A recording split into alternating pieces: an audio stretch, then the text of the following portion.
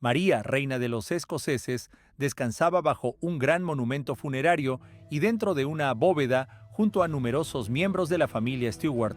Durante generaciones, una caja de plomo con la forma del cuerpo humano permaneció en la penumbra hasta que un grupo de dirigentes de la iglesia decidió inspeccionarla. Esa caja no era un ataúd común, porque seguía las curvas del torso desde los hombros hasta los pies, adaptándose a la silueta de una persona. Los historiadores se quedaron sin palabras al comprender que aquel estuche metálico albergaba los restos de María, la reina de los escoceses. La encontraron tumbada en una cámara repleta de pequeños ataúdes de niños que nunca llegaron a crecer. Aquel espacio oculto en la abadía de Westminster guardaba secretos que nunca debieron formar parte del registro público. El dramático final en Fotheringhay comenzó después de casi 19 años de cautiverio. Fue en un frío salón de piedra donde se escribió el último capítulo de su vida. María era una soberana que muchos consideraban peligrosa por su reclamo al trono de Inglaterra.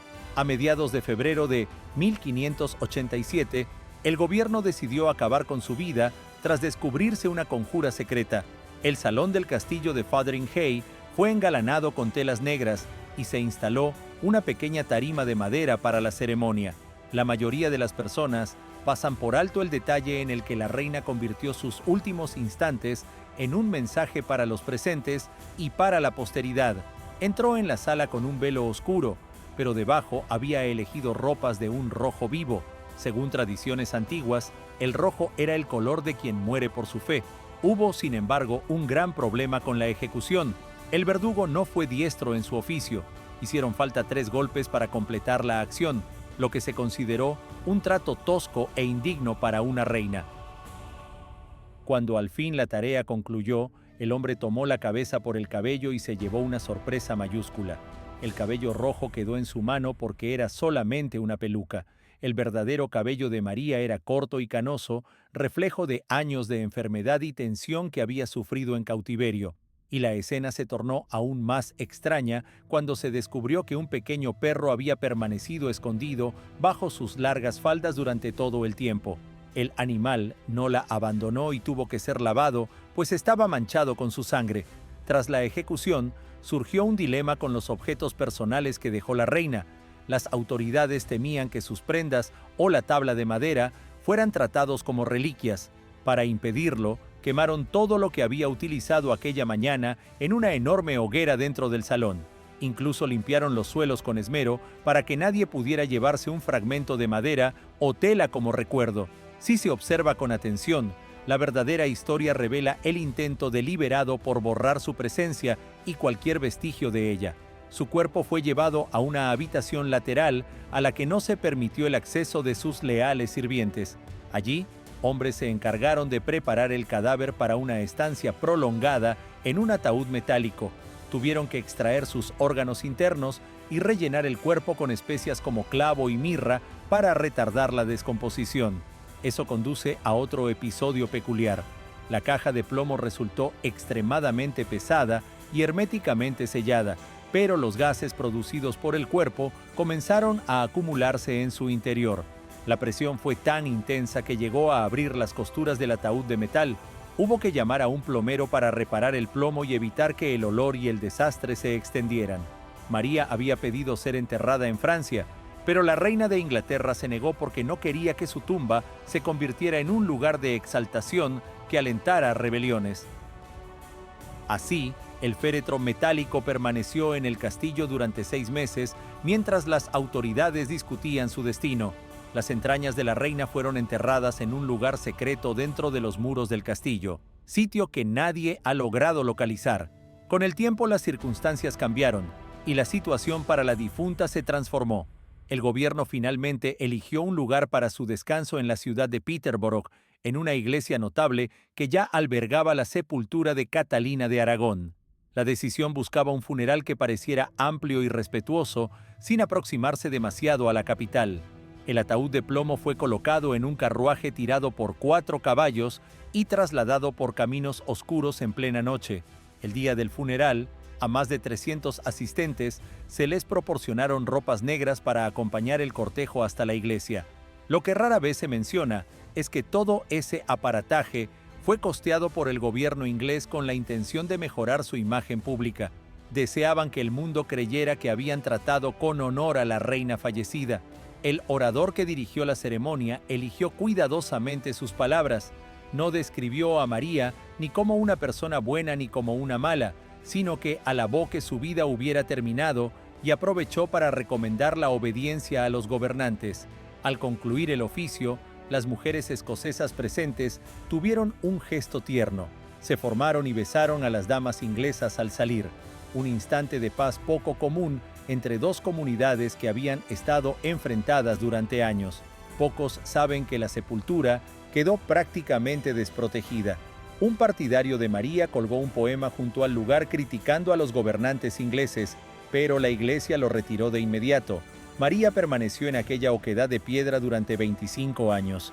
Durante ese lapso su hijo Jaime llegó a ser rey de Inglaterra. Él había pasado la vida siendo prudente, pero ahora, con el poder en su mano, pudo empezar a reescribir la memoria de su madre. En un primer gesto, envió una pieza de terciopelo rico para cubrir su tumba. Hay un detalle pequeño que muchos no advierten sobre la demora de su actuación. No quiso provocar a la población inglesa moviendo los restos demasiado pronto. Esperó a consolidarse en su propio trono antes de ordenar un monumento solemne en Londres. En 1612, hombres regresaron a la iglesia de Peterborough y extrajeron el ataúd de plomo del suelo. El traslado fue discreto. La pesada caja fue llevada en la noche a la abadía de Westminster cuando la mayoría de la gente no estaba presente. Por fin ella iba a ser ubicada junto a los reyes y reinas de Inglaterra.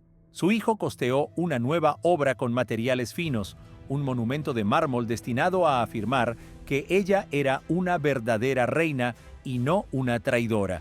Esa nueva tumba no fue solo un memorial, era un gran gesto político. Se dispuso en la capilla de la Virgen, la parte más sagrada de la abadía.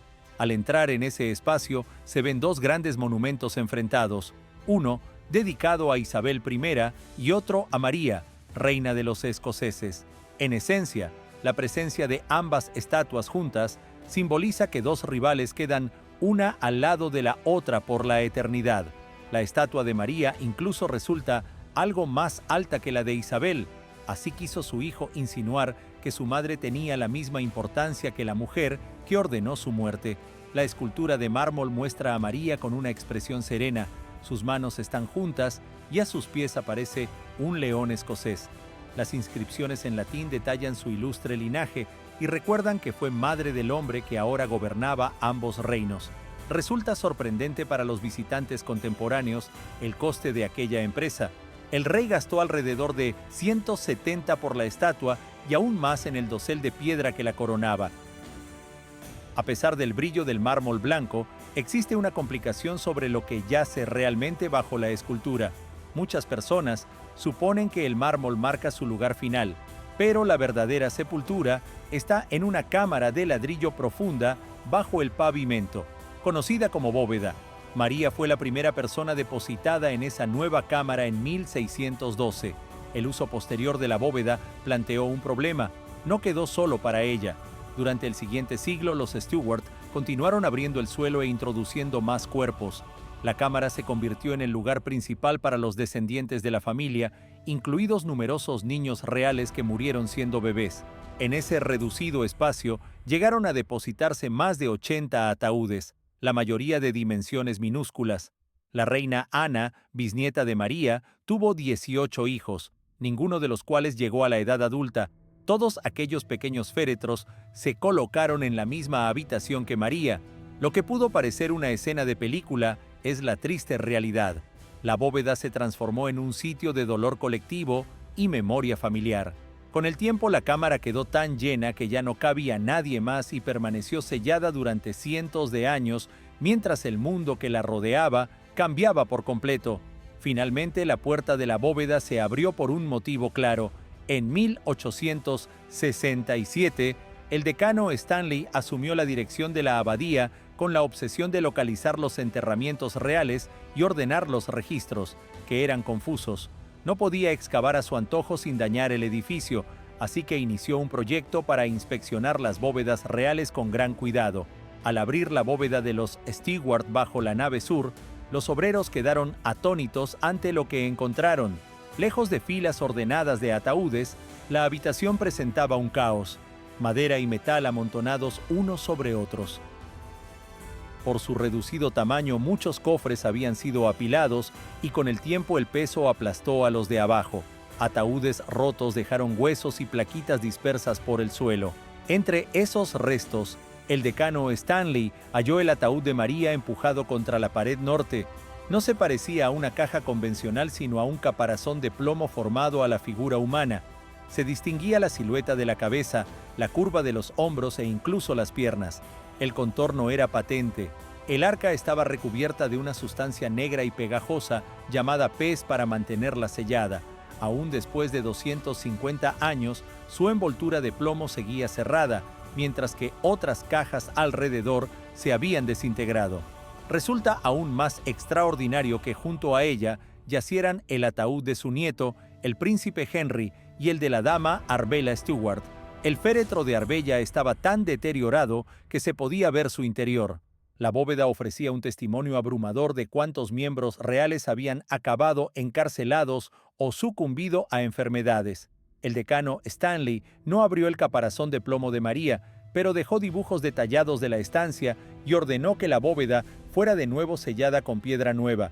Hoy María, reina de los escoceses, sigue reposando en ese ataúd en forma de cuerpo bajo el pavimento de la abadía. Su historia viajó desde el hacha hasta el castillo y, finalmente, a una cámara repleta de su propia familia, dejando preguntas que aún invitan a la reflexión sobre si un magnífico monumento en mármol puede compensar una vida transcurrida en prisión.